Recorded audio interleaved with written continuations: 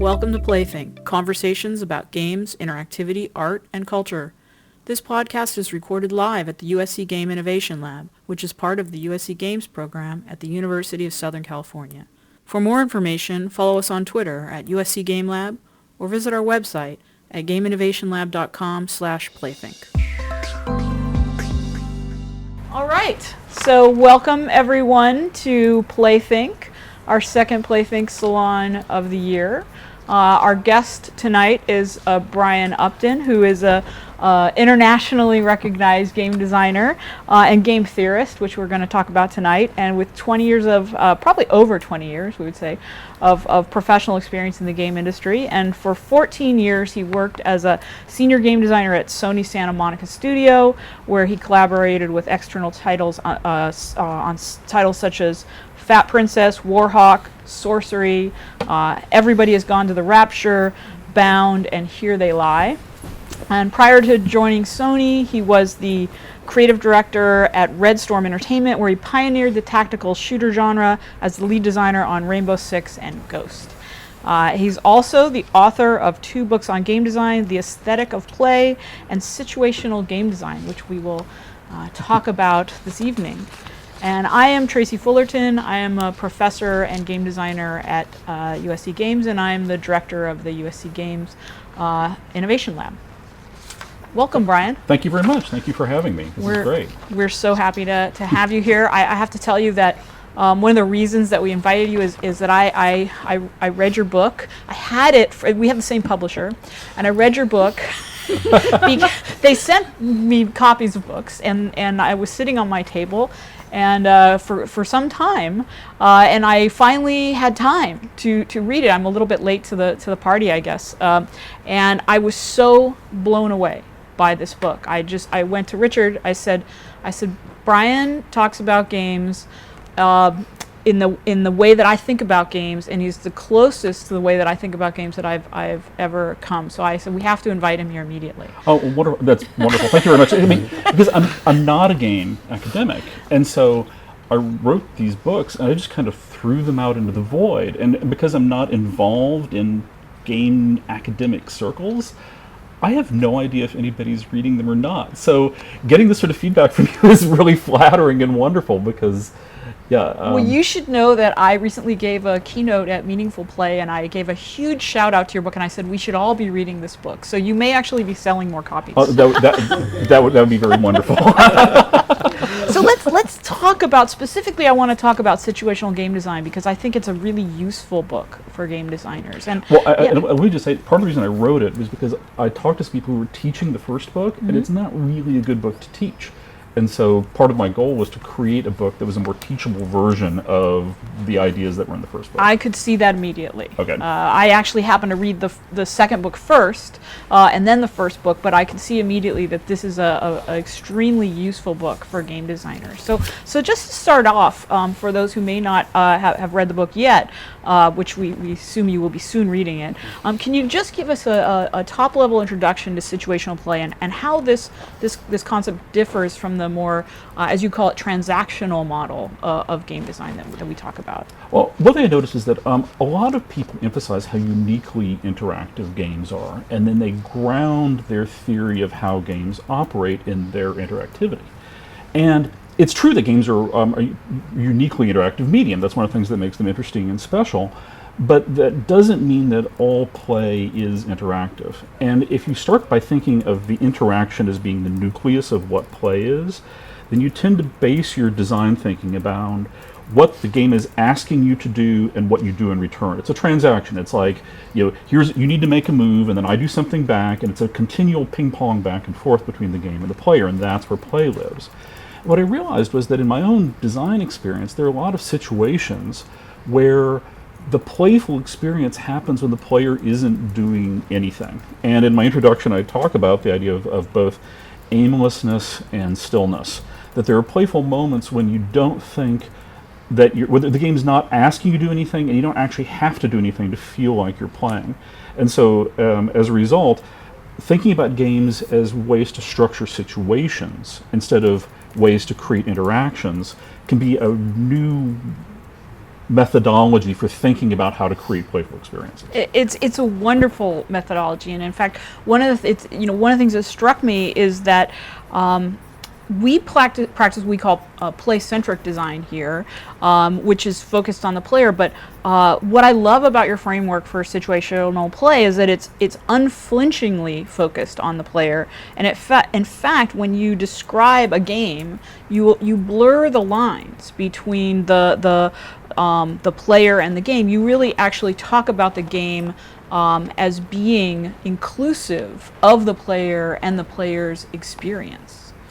Yeah, I mean, partially it became because as I started working on these ideas originally, I started thinking about, like, what is a way to generalize the idea of what is forming the play space, and hit upon the idea of referring to them as constraints. And as I started to think about constraints, I realized that a lot of the things that constrain a play space are things that the players themselves bring to the game. They're not things they're not rules the game is imposing on you, but there are things like strategies or attitudes or knowledge of the real world. We all know how things are supposed to go, and games tap into that. And so once you start thinking about the fact that many of the rules that are governing the play space live inside the player's head, then it kind of resituates the play into the player's head and not out in this interactive,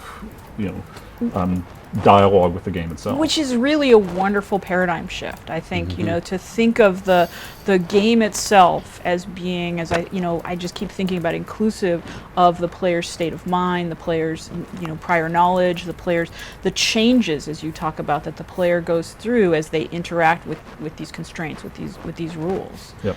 Yeah, to me, it's really wonderful, and you have this. You have a very specific vocabulary. You talk about the game as designed, which would be the actual kind of quote unquote object or thing that is designed. The game is experienced, and the game is understood, which I think is a sort of beautiful arc. Yeah, I mean, it's. Should I explain a little more what those are? Yes, yeah. Yes, so yes. The game is designed as what, as game designers, we do. It's the pixels on the screen. It's the rules that are embodied that are in the rule book or that are in the code. It's the thing that we make, and the game is experienced is the player's interaction with it. And depending on how they play, they may or may not encounter all of the game is designed. There may be hidden levels they miss. There may be, it's quite often to play it's easy to play mini games of chess without ever castling or doing in passant pawn capture. So there's certain rules that never come into play. So the game is experienced depends upon the game is designed, but it doesn't necessarily. It's not congruent with it. It's not the same thing. But more important than that is that what the player is actually playing is not the game that's been designed, or even the game that they experienced. It's the game they think that they have in their head, and I can give some specific examples. Like when I was designing the original Rainbow Six shooters, we originally had a very complicated set of morale rules that were really bogging down processor time, and so eventually we just ditched them, and we had very, very stupid AI. But when we talked to players, we discovered that players were ascribing all sorts of motivations to the AI that wasn't there. They had this sort of theory of what the enemies were doing that wasn't in fact what the enemies were doing in the code. And I realized that extends to almost every aspect of every game. You experience the game that you think you're playing, and sometimes it lines up with what was designed, and sometimes it's entirely different. And the ways in which your understanding shifts and changes according to how you play, it may never converge upon what the designer originally intended. There's actually a fourth thing that goes along with all these, and that's the conceptual background, and that is what exists in the player's mind before they start to play, so that even before the game is understood, exists in a context of this conceptual background that exists long before the game even starts. And so when you start to play, your first experiences are conditioned by your expectations based on previous games and based on the real world. Sure, It's the beginning state, really. Yeah. So, yeah. and so when you're designing a game, a lot of times I think of it as like building a ship inside a bottle. That what you're trying to do is create some things over here in the game as designed that will actually spawn particular game as understood experiences over here. But you can't assume that the thing you're making as the game is designed is in fact the game that's going to be understood. and sometimes you use that as a tool, right? I'm thinking about The Sims, right? Which I don't think that they want you to understand how the AI of those characters work, right? If they did, it would kill the magic Right. of the fact that it looks like they're hungry when really they're just responding to a number, right? Exactly. And you, as a player, are mapping it onto your own personal experience of what it means to be hungry. Go to the fridge and look at it, right? Exactly. And then it has meaning for you. Yeah, and we do this in games all the time. There's all sorts of things we assume about how the real world works. Yes. It's like when you play a driving game, most of us who are playing driving games have driven, and and so there might be interesting ways to have a vehicle move in a game, but we tend to converge upon designing games that move where the vehicles move in ways that we can map onto our knowledge that already exists of how things move in the real world.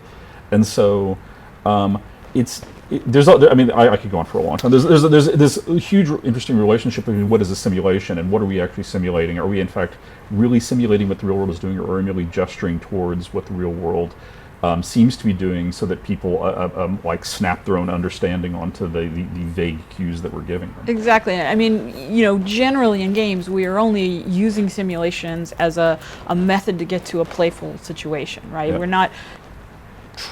not trying to fully simulate the world, fully simulate driving or a person being hungry, right?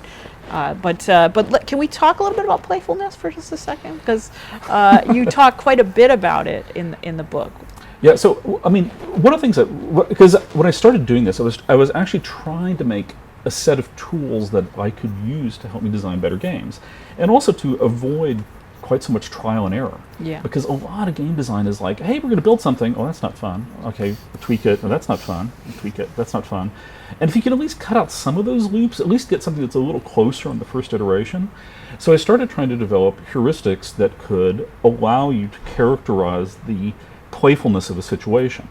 And the playfulness is not something that lives in the game's rules. It's kind of something that exists in the game as experienced. What is it about the moment-to-moment experience that the game is providing for you, when it's combined with your understanding, that produces the feeling of it being playful? And I think you'd asked me previously when we were talking about this talk about how did this all originate? Yeah, you have 6 heuristics that you first introduced it in the first book, and then you recontextualize them as tools in situational game design, right? And I was just wondering how you arrived at these 6 heuristics. It was all thought experiments.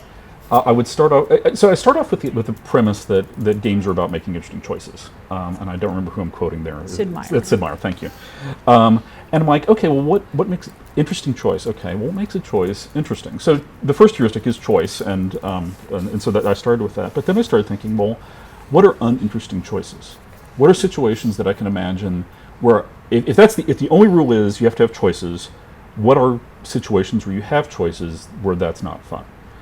And I started gradually building out like what rule do I need to add to constrain this situation so that it is to cut away the unfun parts.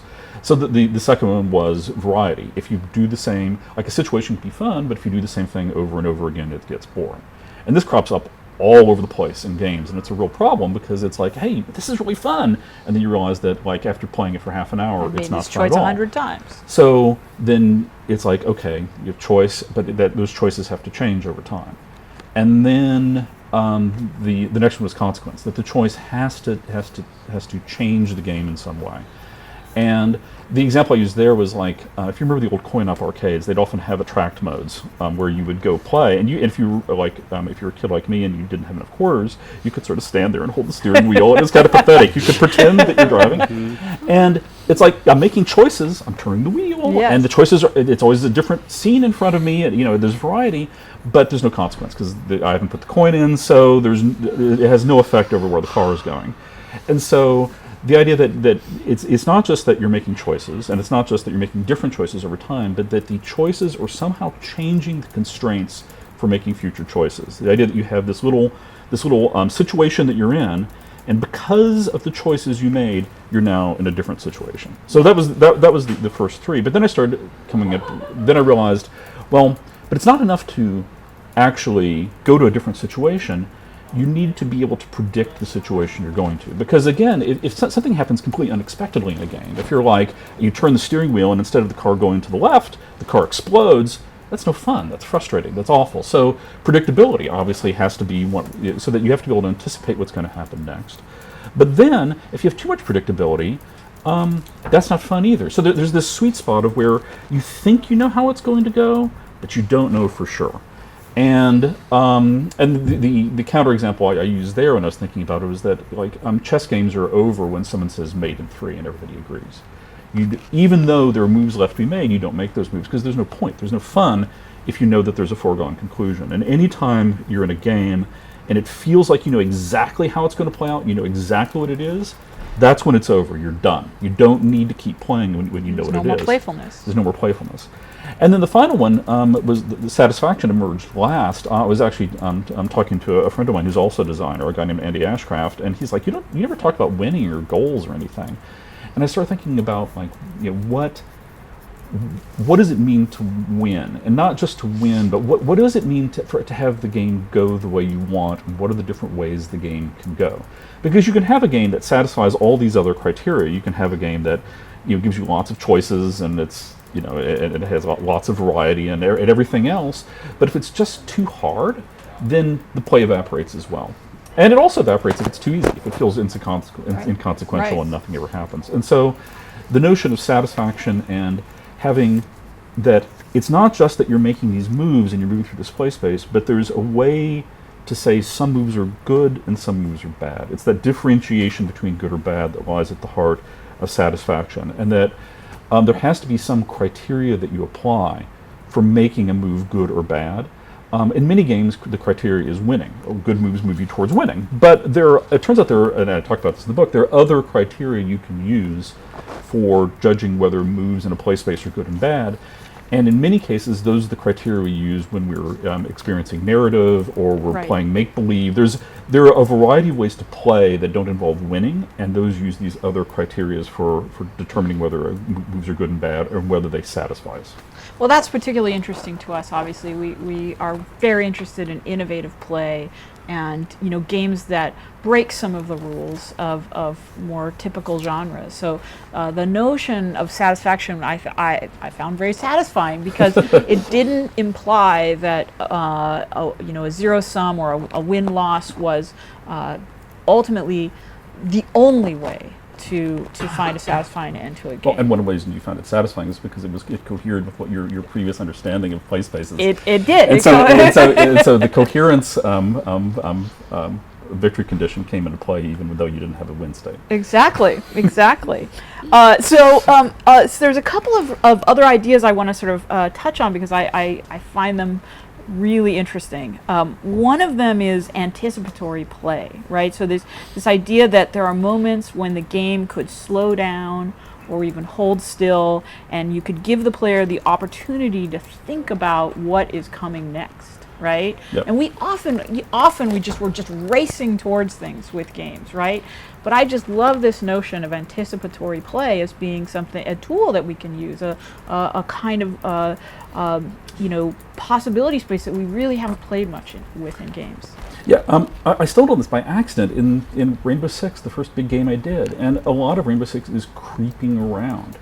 And strangely enough, even though it's a shooter, the shooting is over really, really fast. The combats tend to be really sort of quick and bloody and really lethal. And most of the gameplay exists in trying to get the drop on people or avoid being seen. And so when I was developing these heuristics, and I was thinking, well, how do my own games fit into this? This doesn't, it's like, what are people doing when they're hiding in a corner watching a guard? They're not interacting, but that's really fun. And Metal Gear Solid does this really well. Every horror game ever made does this really well. I think horror games, by the way, are a fantastic model for unusual play mechanics because they tend to be they have limited interaction. Their interactions are often awkward and difficult, but they're still very, very fun. And so anticipatory play emerged out of the idea of thinking, well, how do I take these heuristics and how in this framework of these heuristics do I think about these sorts of situations where you're not doing anything but you're thinking about what you're going to do? And once I sort of made that leap, I thought, well, I mean, it exists all over the place. That even in very fast-paced action games, there's often these brief little lulls where you're thinking about what's going to happen next. So, like, I play a lot of Overwatch. I'm really addicted to Overwatch, and nobody here is. I'm just and I'm not the best at targeting, but I have a lot of tactical intelligence, and it's really satisfying in Overwatch to know where somebody is going to be, and to kill them because you knew where they were going to be. It's like, oh, I know what he's doing. You know, he's coming around the other side because I saw him go around there, and that sense of getting inside the other player's head, and that sort of rush that you get when you're able to do that. That's all anticipation. But it turns out that this sort of play obeys the same heuristics. And so when you're designing anticipatory space, the play space, you can imagine, is that in the player's head, they're sifting through all these competitions. They're making all these moves. They're exploring this decision tree and branching out among all the little ramifications. And interesting decision trees to explore in your head obey these same heuristics. You need to have a fair number of choices. It's not a simple linear decision of what's going to happen, but you need to be able to branch out in a variety of ways. There are clear consequences, and it's predictable because otherwise you couldn't be doing the anticipatory play at all. But you're never quite sure. You're always having to revise your internal model of what's happening. Like, I thought I knew it was happening, but he never appeared. Is he ducking around behind? What, this sort of sense that you're continually revising and revisiting your theory of what's happening is a big part of what makes anticipatory play interesting. And then, of course, I mean, it all has to ground out in some sort of, you have to converge upon some sort of understanding of, oh, that's what's going on. Because if you never reach that, if you're just baffled, then it doesn't feel playful. Well, and one of the interesting things about it is its relation. I mean, I'm skipping outside of our discussion here, but its relationship to other media. I mean, so storytelling is all about the audience's anticipation, right? I mean, we're just wired to be anticipating what is going to happen next in the story. And so here you're basically saying, well, we're doing the same thing in these moments of play, right? Yeah. It may be different types of anticipation, and we may be looking for different clues about what might happen next, right? But it's basically the same tool set, right, that we use as humans to understand our world, to understand stories. Yeah. No, I mean, it's so I'm gonna utter some dirty words here, and that is the narratology-ludology debate. And but no. So, but I think part of what's going on with the narratology-ludology debate is that narratology has 2,000 years of tools, and they're like, hey, we can explain everything, and ludology is like, no, there's a bunch of stuff you can't explain. Don't colonize us. And I think what we should really be thinking about is that I think that narratology should be subsumed under game studies, that we should be colonizing them instead of the other way around, because I think that that literary studies is a very narrow special case of play experiences. And they've spent a lot of time really boring down on a particular type of play experience. And I think that's grounded in childhood make-believe, which is, and when I say childhood, I love childhood make-believe. I love all sorts of make-believe. That's not intended to be derogatory, but I think that they've explored a whole bunch in one direction, and there's a much wider field, and you actually need to sort of take a step back and say, no, we need to recontextualize literary studies within game studies. So you want a manifesto? I think we should be colonizing them. But and so I think that it's the and it's not that like there's not stuff that a lot of the stuff that I picked up from I drew from existing literary stories, particularly reader response theory, because there are theorists who, from the literary side, saw all this. They saw that a lot of what's happening, that as we're reading or listening to a story, we're always living in anticipation. Yeah. We always have an idea of where things are headed, and really good stories are ones where that mostly works out, but then, oh my God, I can't believe that happened. I knew that was gonna, I should have known that was gonna happen. That sort of sense of like, you're always teetering on knowing and unknowing in a really good story, and that's what keeps you on your seat. and you're always revising your sense of like, who is this character? What is she doing? Why is she doing? What are her motivations?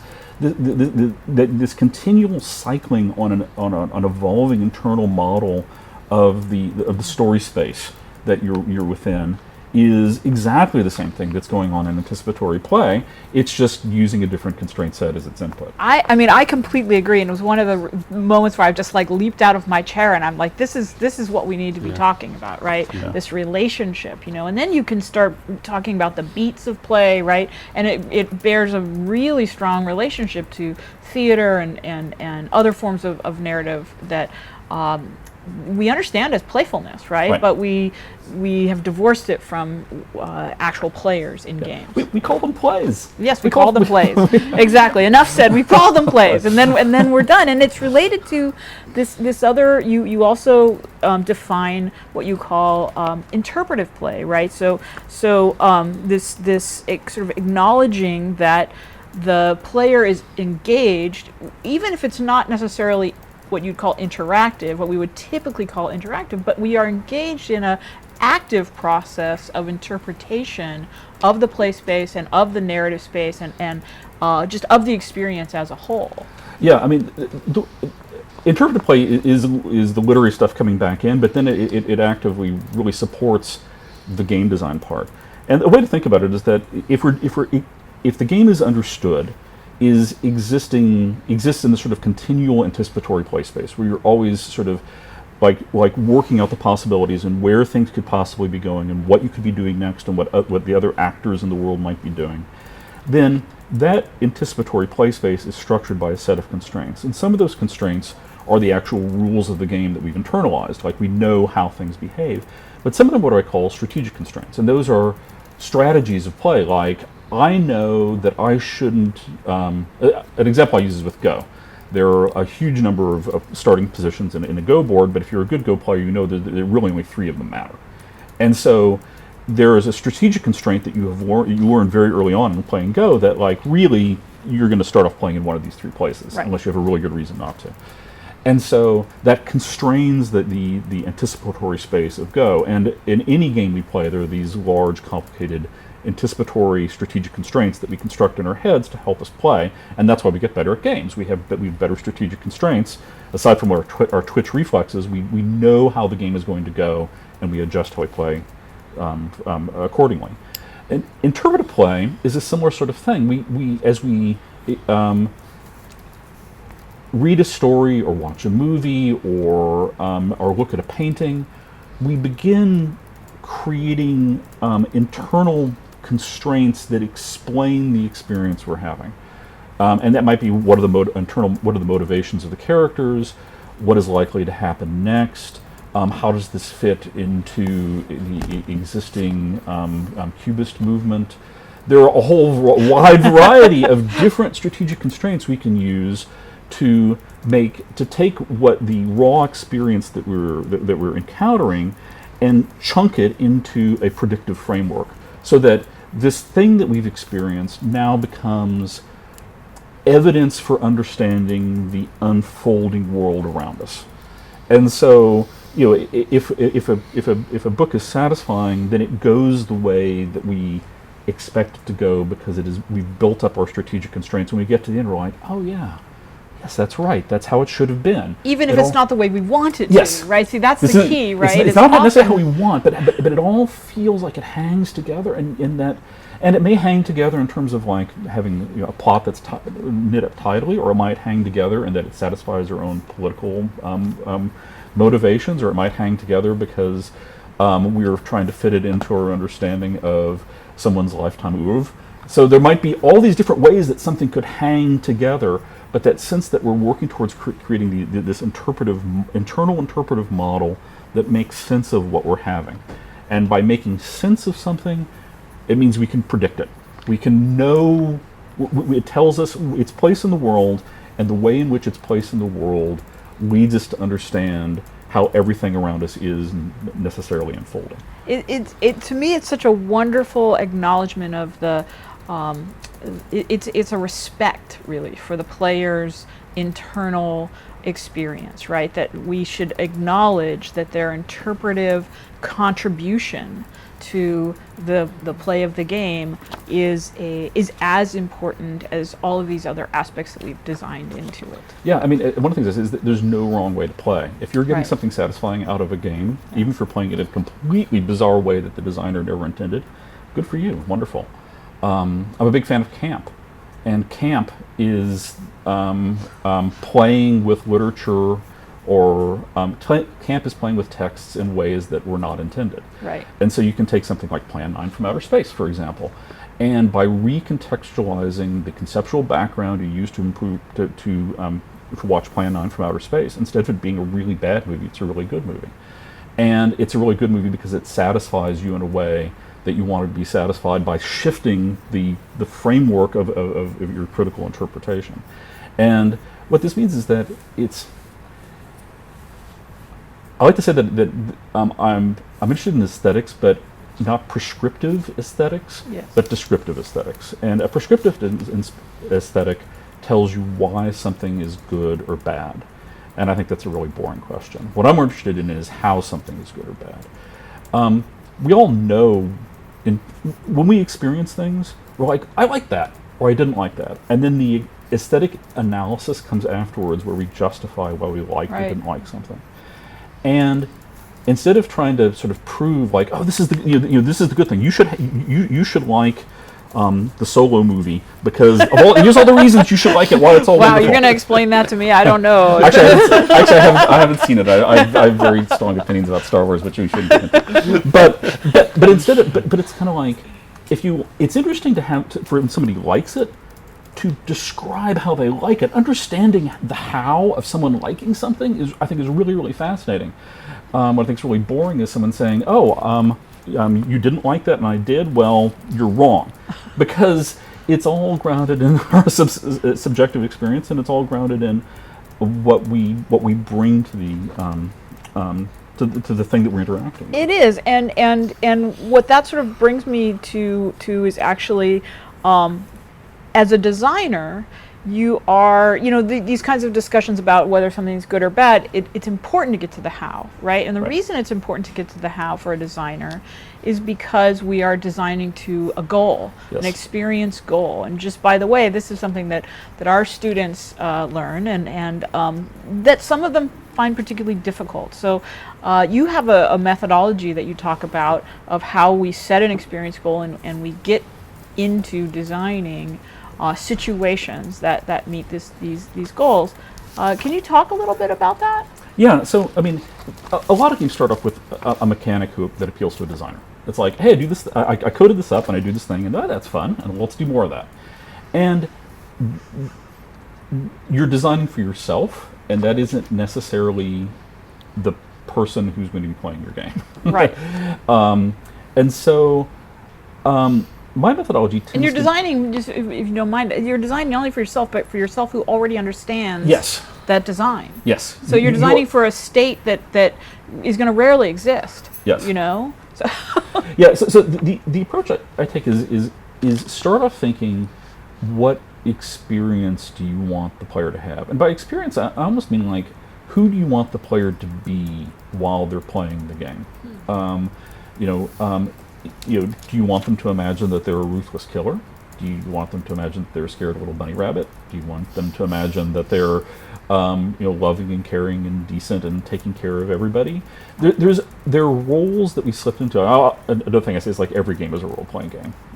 yeah, And that even if game, you're playing a square on yes, the screen. yeah, that we always slip in, and so every game is encouraging you to be somebody while you're playing it. That the action of playing it embodies you within a particular character who you're creating.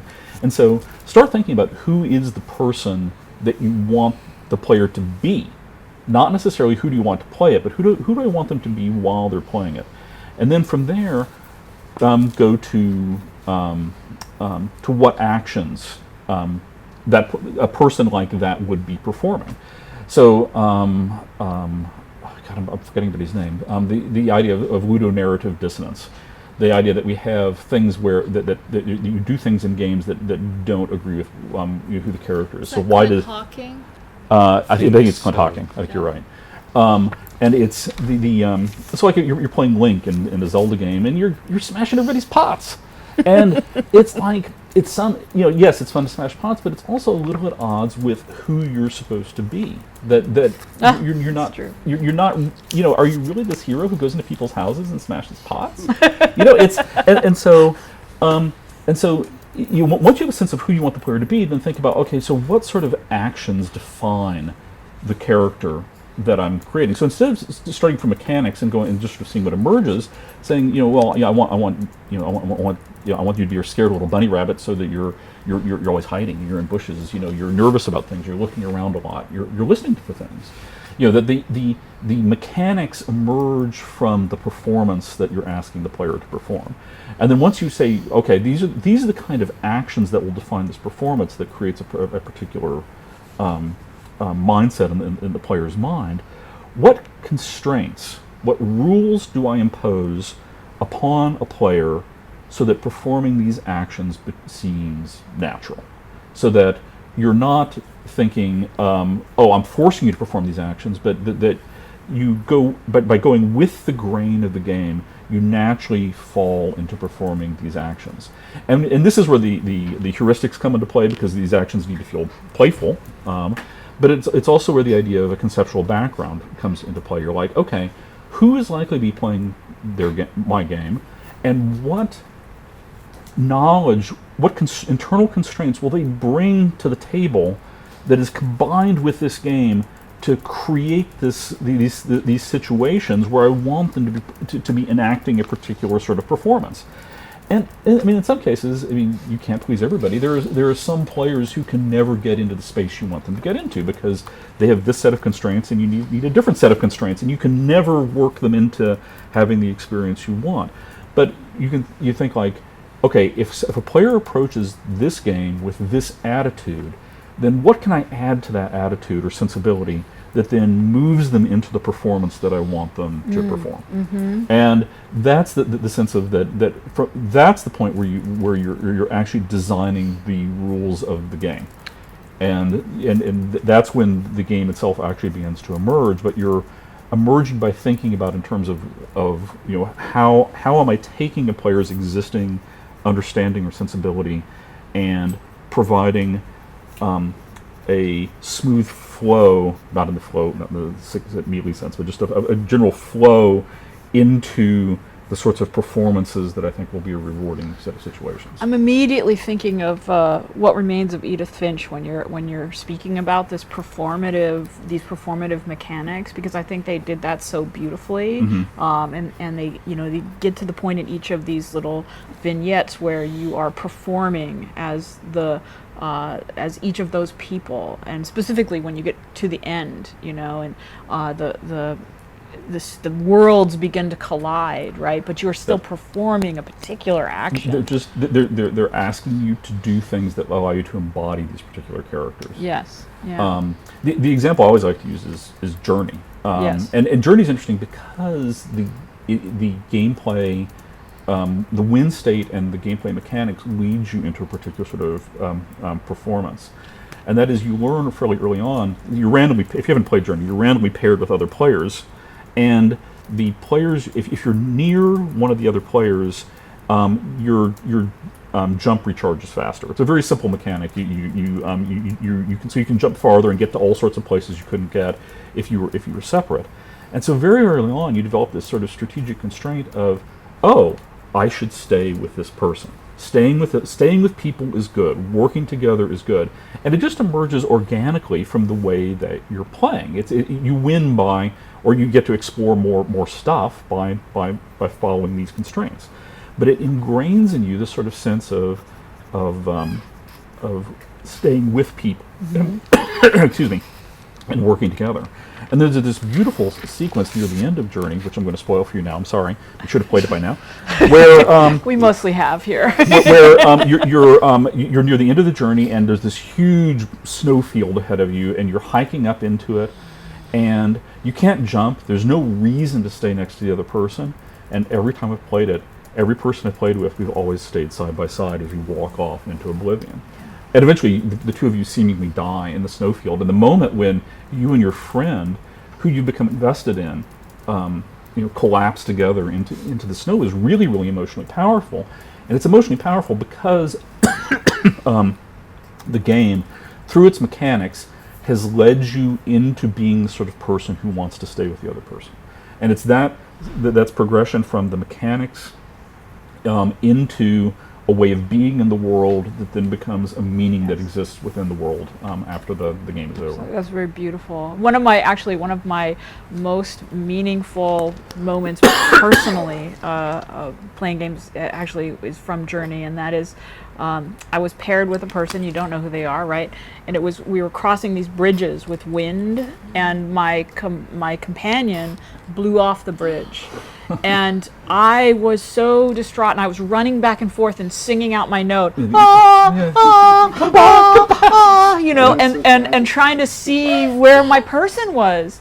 And they never, obviously, that's it, they're gone. And you can never rejoin with them. And I was so bereft, and I had to continue on my own until I got rematched with someone. But that moment of loss has stayed with me for so long, and I didn't even know who they were. Yeah. But I was so attached to them. If you've played Portal, there's a similar experience with the weighted companion cube. Mm-hmm. You're with the weighted companion cube for about 10 minutes of gameplay, but you come to depend upon it. It's this valuable ally, and then you have to perform destroying it. It's not that it's taken away from you or you lose it.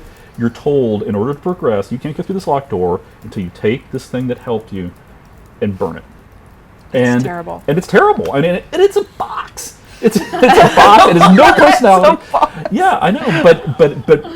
But because you've been through, it helped you, and you've been through so much, and it saved you and solved the puzzle. The weighted companion cube is. It goes back to this idea of interpretive play. This we are making this understanding, and if that understanding creates an emotional connection, then the play itself, all of the choices we make are going to be bounded into that interpretation. Yeah. So you actually mentioned this a little bit earlier, but I want to kind of come back to it a little bit. You mentioned these people who maybe will never be able to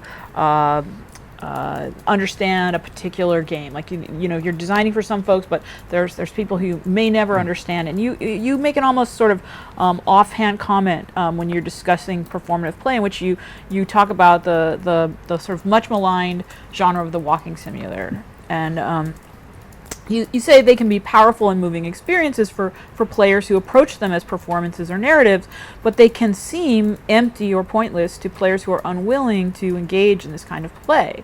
So I'm personally extremely interested in the genre of the walking simulator and its potential for creating these different types of moments of play. Do you think that we will ever see a kind of larger base of players who are willing to accept these more still moments of play, these less structured moments of play? How large is a larger space? Yeah, larger than it is now. I mean, for a while I would argue with people on the internet about art, and there are people who will. Yeah, that was pointless. But there are people who still have a problem with abstract art. Right. And I like abstract art, but I don't expect everybody to like abstract art. But the number of people who are convinced that abstract art is a scam is really large. Right. So that it's not just that, like, you like snails and I like mussels. It's not just a matter of taste. It's like, no, you can't possibly like that. There is nothing to like there. Mm-hmm. And I think that if we haven't resolved the question of should you like abstract art, or can you like, not even should, can you like abstract art after almost 100 years? I don't think we can ever say whether walking simulators will be acceptable by the mainstream. But it doesn't mean you shouldn't be making them. I think that there are some games that are really hard to get into unless you try to work to get yourself in the right mind space for them. Just like there's some art that's really hard to get there's into. Literature, there's films. I mean, that they are difficult purposefully. Yeah. Because it's like Go. I mean, some people don't like Go, right? It's too challenging for them, right? They should like Go. Well, but I'm just saying some people don't like no. strategy games Yeah. or games with that level of sort of intellectual effort, right? Yeah. It's a more visceral appeal that they enjoy, right? And same with films or literature. There are pieces that require a commitment to interpretation and to really digging into it. That's enjoyable for some folks. Yeah, and sometimes it's presented almost like it's like a moral imperative, like you should try to like hard art, and I don't think that that's really true. I mean, I think I think there are ways to like things that are unexplored, and that it's a shame if you limit yourself by only consuming comfortable culture. But yes, I think that's a good term, by the way. I like that, comfortable culture. Yeah, and I like comfortable culture. I mean, there's a lot of like crap that I love, and I love it because it's comforting and reassuring and unchallenging, and that's fine. I also like playing Cookie Clicker, so I'm not. But it's not the only game that you play. It's not the only. It's not the only game in town. But working to understand how to like a difficult thing can itself be really interesting and entertaining. I first experienced this personally with the game Shenmue back on the Dreamcast. Oh yeah, sure. And at first, I really hated Shenmue because there's a whole lot of pointless stuff to do, and it seems kind of aimless, and there's fighting, but it seems real disconnected from what you're doing. And then at some point, I just said, I'm just going to pretend I am this guy. I'm going to stop trying to win this game. And I'm just going to say, like, what if I'm just this kind of, like, 20-something guy who has got kind of, like, a dead-end job, and he likes collecting capsules, and what if I just pretend to be this person, and all of a sudden I'm like, oh, this game's really good. Right.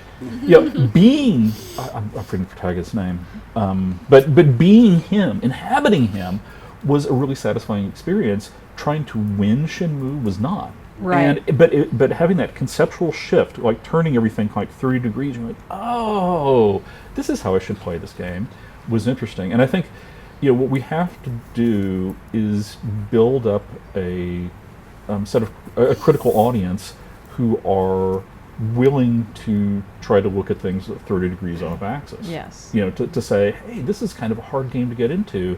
Not, well, this is some weird, crap. I'm not interested in this. But to say, someone made this. I wonder why they made this. How can I recontextualize my approach to get into it?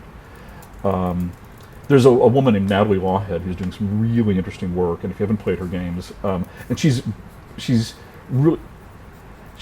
frustrated because people keep saying, "Well, this is weird. Are you on drugs when she made this?" And she's like, "No, just try to understand what I'm doing." Yeah. So go play Natalie Lawhead's games. Okay, all right. That's an assignment for us all. So just I want to finish up with this one last maybe provocation, not necessarily a question, but and then I want to give folks a chance to ask some questions here. But towards the end of situational game design, you kind of break out of the theory and the practical tools, and you make a sort of almost, I want to call it a throwaway, almost a parenthetical comment that situational game is not only a methodology for designing games, but also a manifesto for playing them. You explain. You say the acknowledgement of the existence of implicit goals gives us a way to reconceptualize what we're doing when we play a game. And I just think this is really provocative when put in today's context of players who want to force designers to design in particular patterns, and they're often very resistant to changing design goals or strategies. So I just wondering if you want to expand or sort of dive into that for a moment in this particular time that we sit when players are so demanding of us doing the same thing over and over again. Yeah, I mean, where to start? There's so many different things to say. Part of it's that there's so much more to play than games. I mean, and we've all. I had a very happy childhood, and I played a lot. I was alone a lot, and I played a lot of stuff by myself. But I also had a family that was willing to play with me a lot when they were around, and so. There's all sorts of games of make-believe and pretend and exploration, and none of these are geared towards winning. And often the purest play experiences are ones where there is no, I mean, when you win a game, yes, it feels good. There's the Fiero. But yeah, I mean, you don't play like a 4-hour-long board game to have that little moment at the end where you're like, yeah, I won. It's fun the whole way through, whether you win or not. And so understanding that you don't have to win. That trying to win is useful only in the sense that it biases good and bad moves in the play space. But there are other ways we could be talking about good or bad moves. And the main ones I identify are coherence, expansion, and closure. Right. And coherence is the joy of doing something the way it's meant to be done. And an example I use is like the really hardcore grognards, the really serious like war gamers who are more interested in recreating a battle than whether they win or lose it. And this goes in also with historical reenactors. Right. Or people who are doing theatrical performance offices, like nailing it, getting it right. There's this real value of having a sense of how something should go, and there's constraints that make it hard to get there, but it goes that way anyway. And it doesn't have to be winning. It just feels like everything is in alignment and everything's come together. And that feeling of rightness is one goal that we can be playing towards. In wrong moves, this also goes back to make believe. Like if you're playing, if you're pretending to be a firefighter, then a good move is like aiming a pretend hose at a burning building, and a bad move is rolling around on the floor, because firefighters don't do that. And so that's and we move away from this as adults, because for a child, negotiating the constraints of your limited dexterity and your limited understanding of the world and getting it right in make-believe is a much more challenging thing for a child than for an adult. So I think we tend to move away from make-believe as an adult unless we're really into role-playing games. But that urge towards coherence still exists. Closure and expansion are both more narrative-focused, in that we like having things that are closed off and tied up neatly. So, for example, a lot of collection in games is tied toward ideas of closures. Got to catch them all. Yes. Why? You don't get anything for catching them all. There's no. Doesn't matter. Yeah. That's me. I'm that player. Why is Pokemon so popular? It's because of closure. But closure also figures into how we want games and stories to end. An example I use is that if you're playing a game and the power goes out, the game's over, but it's not really satisfying, because you want it to wrap up. You want all those little chains of anticipation you have running in your mind, all that anticipatory play. You want that to shut down and converge cleanly. Sometimes you go to a movie and the movie ends, but you still want to talk about it. On my first date with my wife, we talked for like an hour after the movie was over, and that's how our relationship started, because the play that was engendered by the movie was not over when the film stopped running. We still wanted closure. We wanted to understand it and fit it all together and understand how all the different parts worked. And then when that happened, that was satisfying. That resolved it. But we didn't win the movie.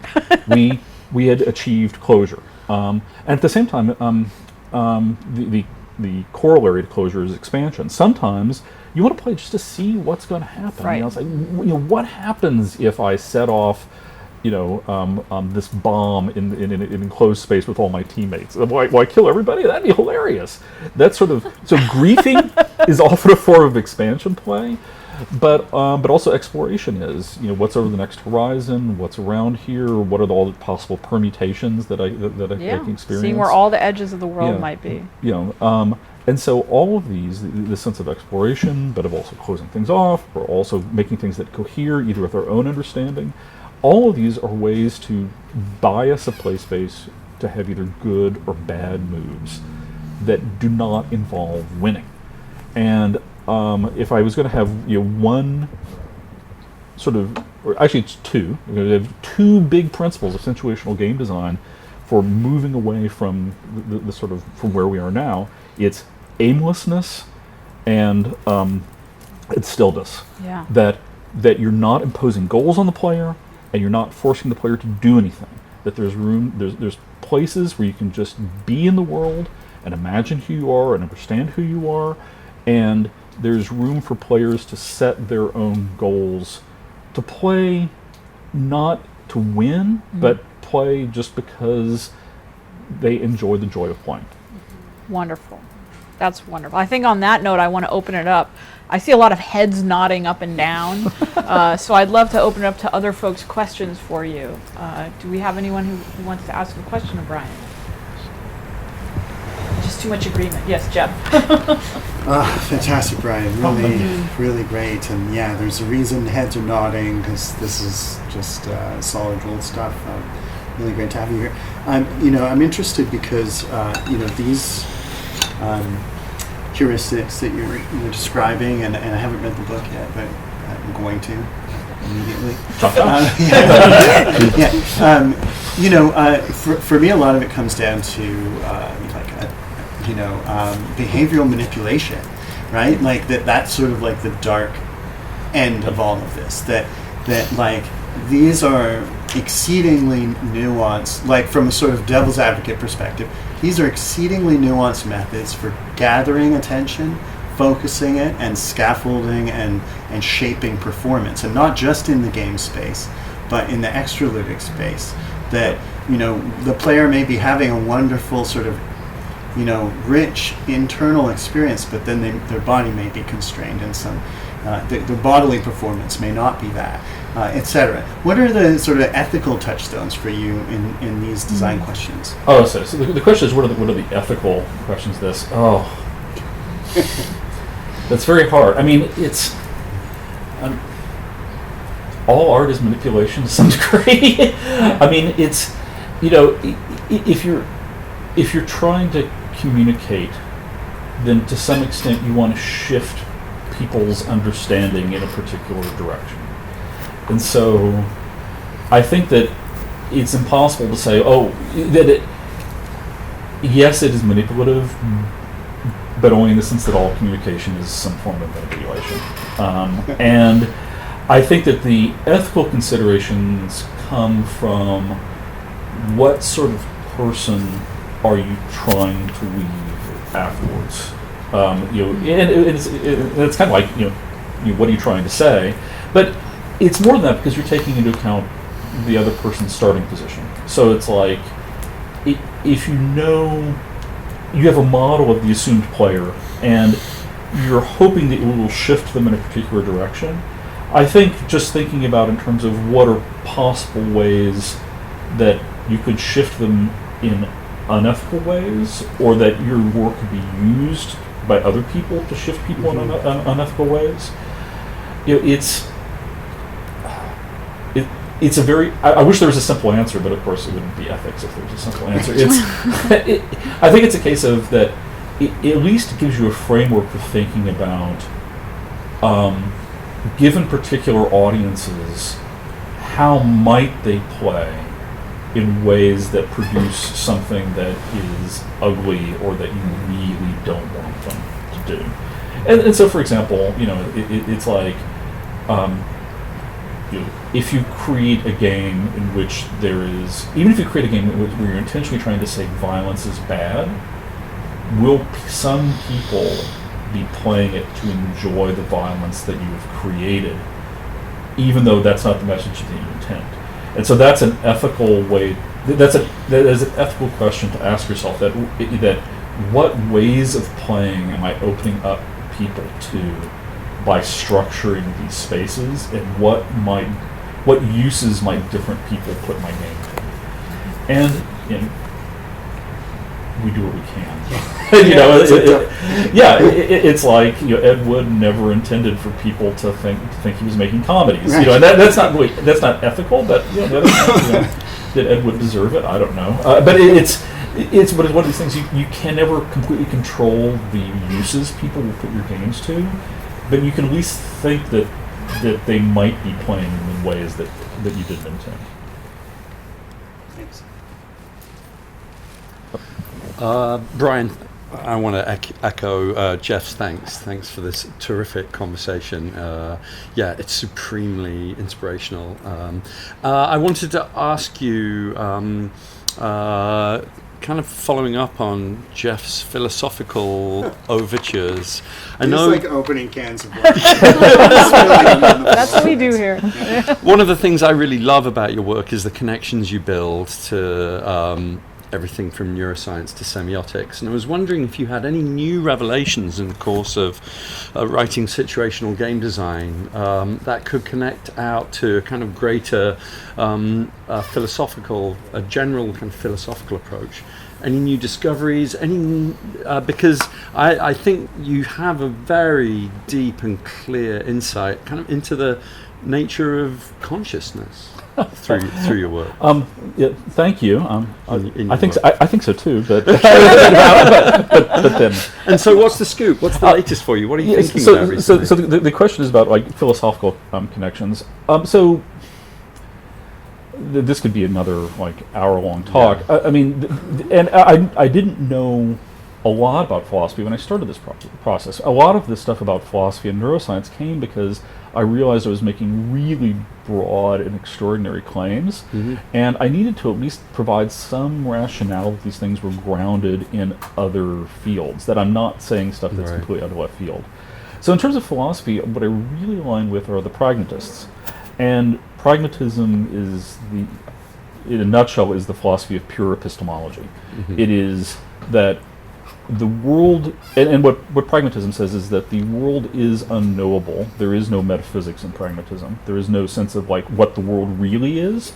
All we have is what the world seems to be, and how we, and what sort of mental structures we construct to explain how the world seems to be. And so by describing pragmatism and reading pragmatism, I realized that we can think about pretty much everything that we do within that the human brain does is we are building models. We are building predictive models of the universe. That's pretty much it. That everything we do is based around the idea of we have a stream of senses that are coming in, and we are converting these into strategic constraints that allow us to make accurate predictions about the future. And these accurate predictions can be as simple as, when I reach out and touch this screen next to me, I'm going to feel it. Oh yeah, it's really there. Right. I have a model that there is a computer screen over here, and by touching it, my model is confirmed. There's a whole little epistemological adventure that's happening in the fact that I can touch this screen over here. And if I reached over here and I put my hand through it, that's crux. Oh my God, what's going on here? Right. You know, was that actually was that an optical illusion? Was that a now I have a problem that I have to solve in the world, and we're doing this over and over again, like multiple times a second, so fast we're not even aware of it. That we're constantly with this internal. The game is understood, the universe is understood that we have inside our heads, and we're constantly updating it with our sensory information. And in fact, if we're ever cut off from the sensory information, that model begins to drift rather rapidly into incoherence and insanity. If you're put in a sensory deprivation tank for more than a few hours, your sense of reality really starts to break down, because that model can't run without this continual feedback loop. And so then, how this all ties into games is that this epistemological cycle of continually anticipating what's going to happen and then having it confirmed or denied is the sort of the way that we exist within the world. That is our way of being, and pretty much maybe the way that everything that thinks has to be within the world, which is why I suspect play is not only universal among humans and animals, but would probably be with aliens as well. That anything that has to know the world will know it in this particular epistemological way. And if you're doing that, then we can think of play as a case where we are structuring or particularly games, let's use games, we're using games as a way where we're structuring the world around us in a way that our epistemological cycle runs very smoothly and organically and naturally. And if you think about it, it's like when you're playing a good game, everything's kind of knowable, but kind of not. You're kind of solving problems, but you're not quite sure. And truths reveal themselves, and the constraints you're operating under, the rules around you are knowable, but kind of right on the edge of knowing. There's this sense of like, if the world were ideal, we would be playing all the time, because the way we would be moving through the world, the way we'd be knowing and existing, would always feel as though we were satisfying the heuristics of play. Of course, the world is not playful, so we have to make games, which are little artificial mini versions of the world, where we can exist for a moment in this sort of epistemological paradise, but we always wind up eventually falling back out of the real world where things aren't nearly as entertaining. But then various kinds of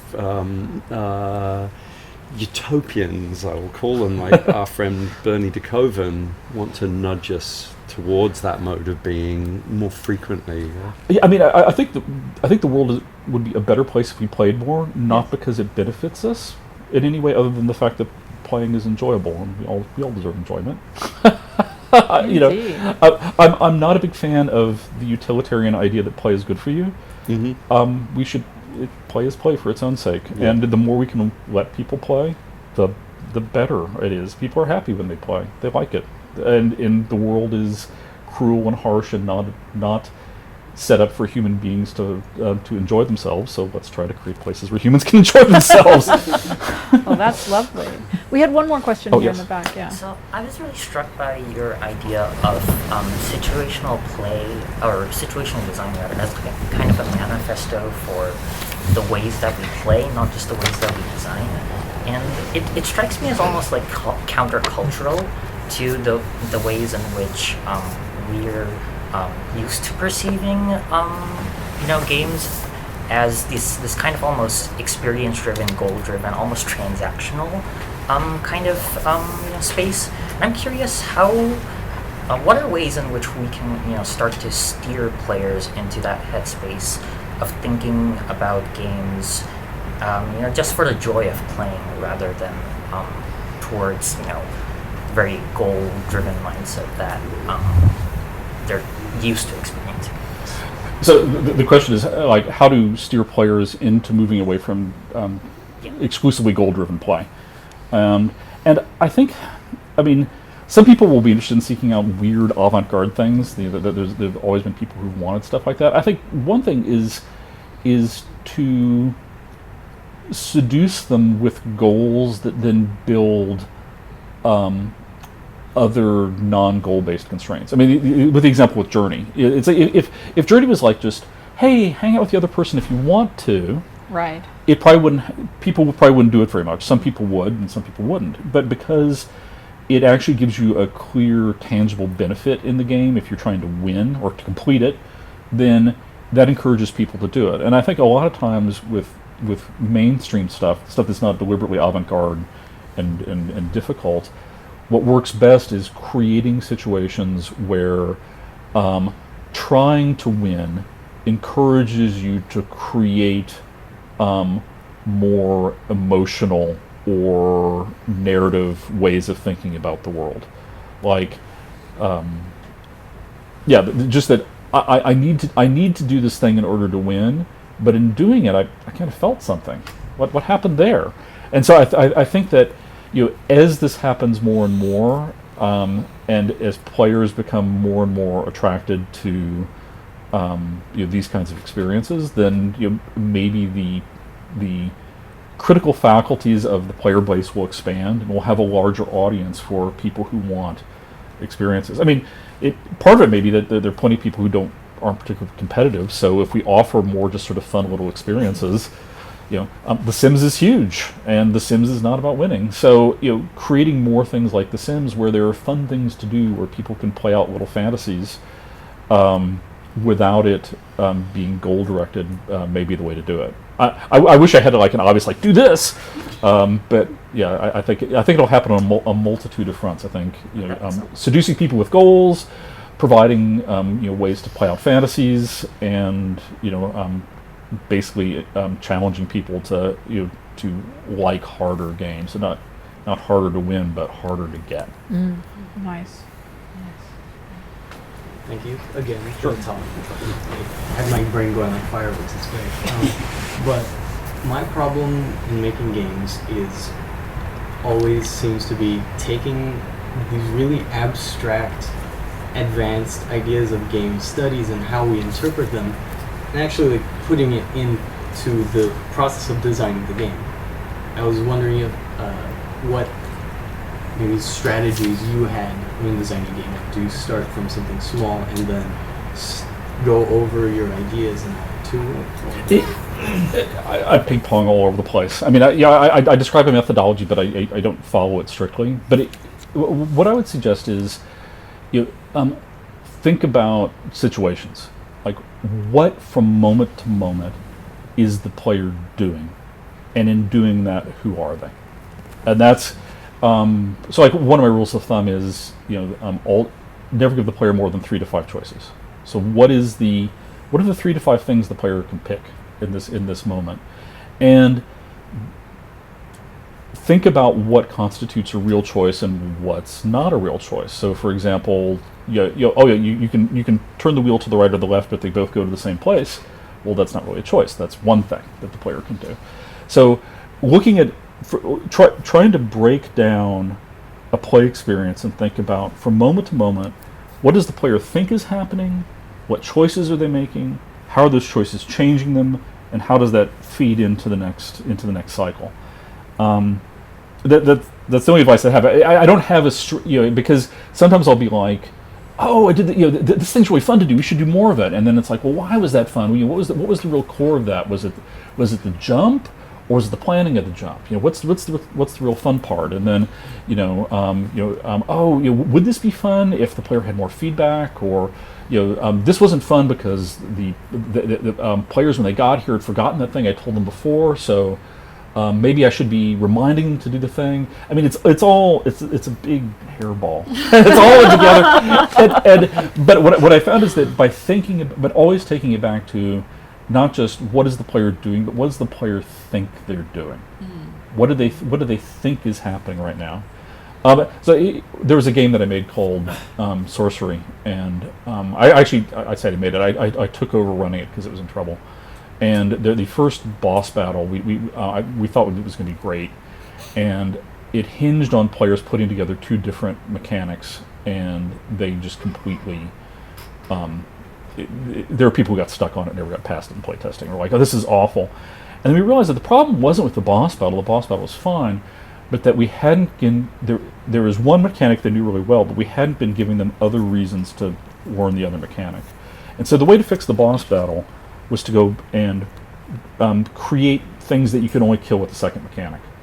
And so once that happened, then all the boss battle was fine because everybody knew it. And so a lot of times it's like thinking about the key insight was talking to them after the playtest and understanding what their mental model of the world was. And their mental model of the world was, I just shoot this thing, instead of realizing that just shooting the thing was not going to win because there was another mechanic that they had to do at the same time. And it all goes back to thinking about what was their model of the world. What did they think was happening?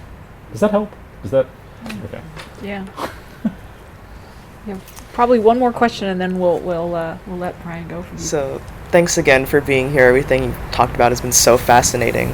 I know I spend a lot of my personal time playing games, and like you said, I play just to play, and I think that's time well spent, but I know a lot of people still would consider that as a waste of time.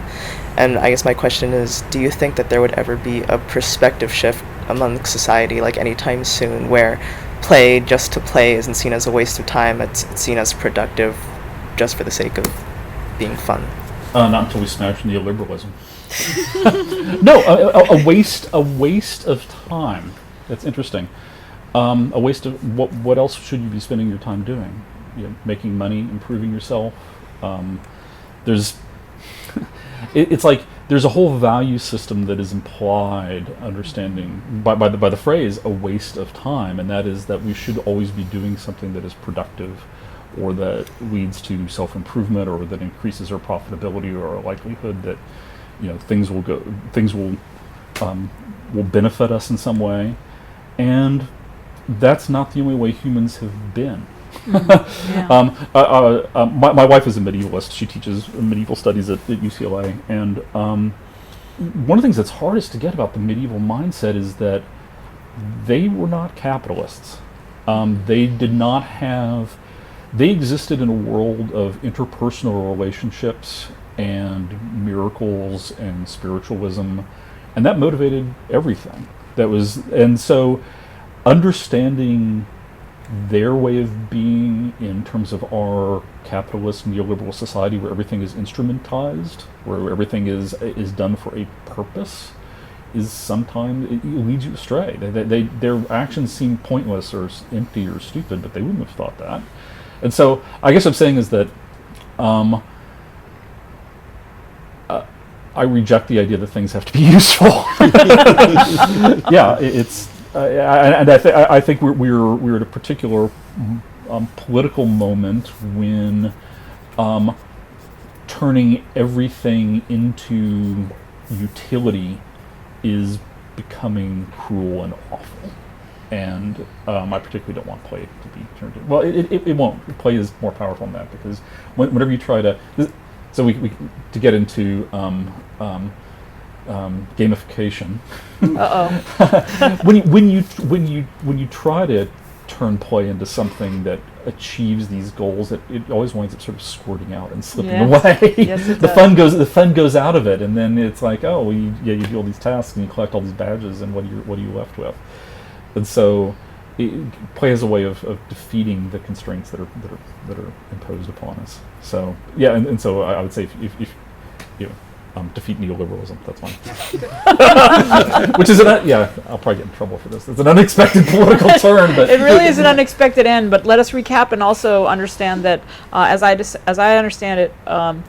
Aliens are probably playful. Design is a giant hairball, and there's so many more things to play than games. yeah. So we want to thank you so much, Brian, for visiting with us tonight and for sharing your ideas. And know that everyone here will be reading your book now if they haven't already. So you should expect sales to go up. And we hope that we will see much more of you around here in the future. Well, as I said, I got laid off last week, so I got plenty of free time right now. Exactly. Yeah, Well, hire Brian is the message, and we'll bring you back.